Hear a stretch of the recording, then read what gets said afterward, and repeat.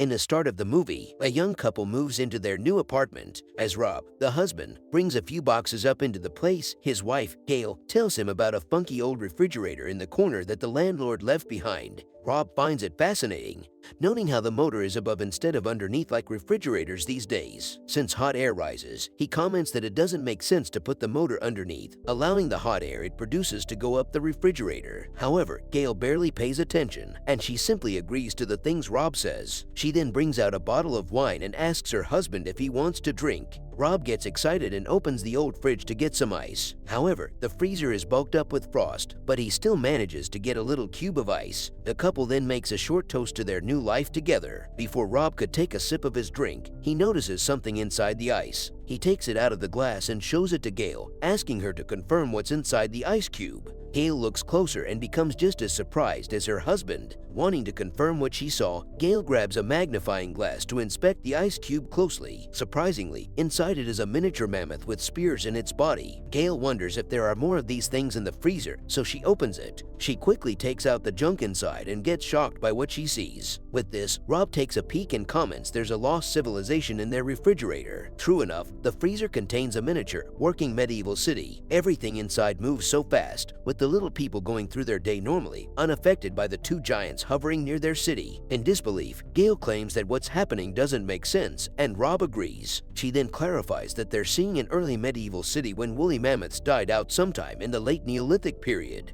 Rob shrugs it off and simply agrees with his wife to hide his ignorance. Later on, Rob buries the frozen mammoth in a pot of dirt. Rob seems sad about it, so Gail lightens up the mood and says that it'll probably make for a good fertilizer. Curiosity takes over, and the two check the freezer again. To their surprise, everything has changed drastically. What used to be a medieval city is now a modernized place during the Industrial Revolution. Factories and railroads are built, covering the freezer's sky with smoke. The couple notes that they've only been gone for 10 minutes, but decades have already gone by for the miniature people. With this, Gail theorizes that time moves differently inside the freezer. As they witness the Industrial Revolution at great speed, Rob is disappointed that they missed the Renaissance period. He notices two miniature men sitting by a building under construction and wonders if the people perceive them as gods. However, the men are actually making fun of them, seeing them as weird faces in the sky that are staring at the city. One man even comments that he's tired of seeing the broccoli that's stuck in Gail's teeth. Seconds later, modernized buildings are erected. Rob notices things flying around,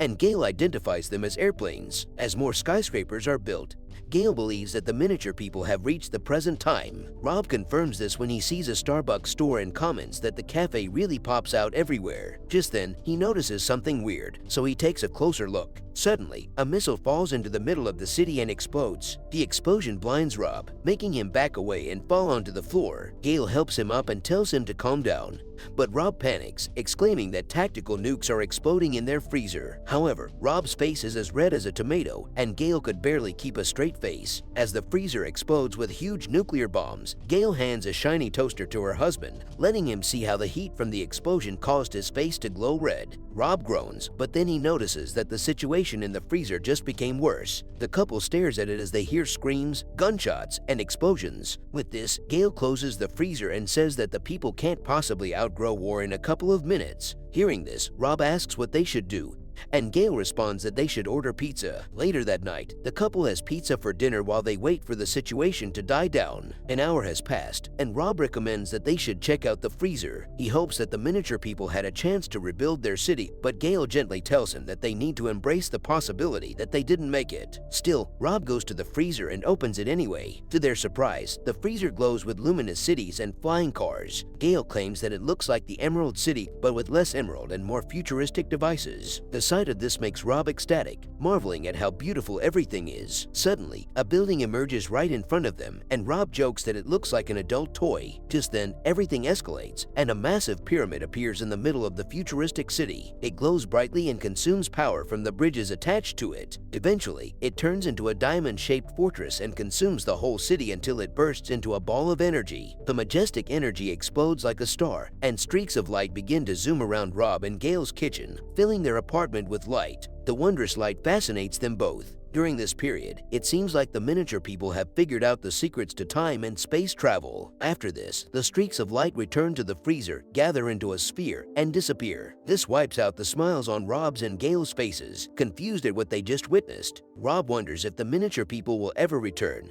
but Gail thinks it's unlikely. Because of this, Rob mournfully pulls the refrigerator's plug as if he's accepting that those tiny people will never return. Knowing that Rob has grown fond of the miniature people, Gail hugs him in comfort. She then closes the freezer, deciding to call it a day. The next day, Rob pours their cups of coffee and hands one to Gail. Without saying a word to each other, both wonder about the miniature civilization in their freezer. With the slightest bit of hope that the miniature people are still alive, they open the freezer again to find cold mist pouring out despite it being unplugged. Inside, they witness another ice age where primitive sapiens consumed the carcass of a mighty brachiosaurus. It seems like life in the freezer has restarted, and it has now returned to the age of the dinosaurs. Just then, a roar alerts the sapiens of the arriving Tyrannosaurus Rex. The sapiens run as one is caught between the dinosaur's teeth. The last sapiens tumbles with the T-Rex closing in, lunging for the kill. Many claims that the freezer is like a pocket universe that shows how life evolves to the point of leaving reality. Some may think that the freezer showed the end of their world, but it could also mean that the miniature humans found a different dimension to live in. It's uncertain how many times this process of life occurred in the old freezer,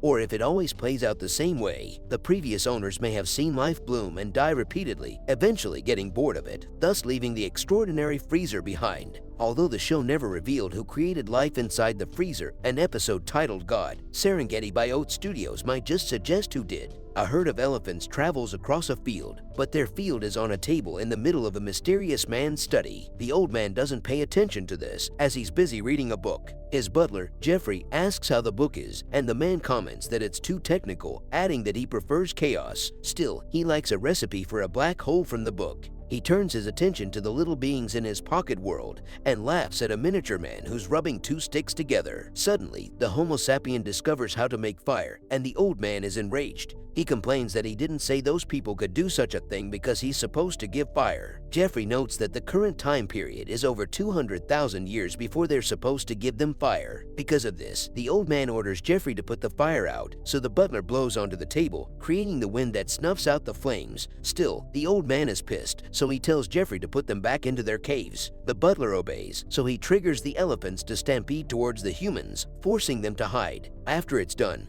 the old man is still annoyed at what just happened, so he plans to shrink the brains of the tiny beings to prevent them from making their own choices. Not long after, the Homo sapiens exit the cave again to perform a rain dance. Jeffrey reminds him that they haven't turned off the drought, so the old man orders him to spray some water on the parched little things. Jeffrey happily obliges and sprays water over the table, causing it to rain on the field. He comments that their God is merciful as the Homo sapiens rejoice. The old man giggles at the sight of their excitement, so he orders his trusty butler to spray more water. As Jeffrey does so, new plants begin to sprout from the little field. Finally, he's had enough of this fun, and the old man tells Jeffrey to release the plague. The butler hesitates, but the old man is adamant about ending this little game. With no choice, Jeffrey opens an antique box and takes a fancy bottle from it. With furrowed brows, Jeffrey sprays this over the Homo sapiens, and one by one, the people collapse as they take their final breaths. The old man simply watches this from over his book before continuing with his reading. This story about creation depicts God as both merciful and unforgiving. While he provides water for the thirsty beings on his table, he also takes their lives in a snap once he's tired of watching them. Both Love, Death, and Robots, Ice Age, and God, Serengeti present their own versions of godlike beings. Rob and Gail watch life grow and die without intervention, but with sympathy for the civilizations they witness. In contrast, the other presents a more involved God who's apathetic to the lives on his table, treating them as entertainment that he can simply turn off. With this, the movie ends here. Like, share, and subscribe. Thank you for watching.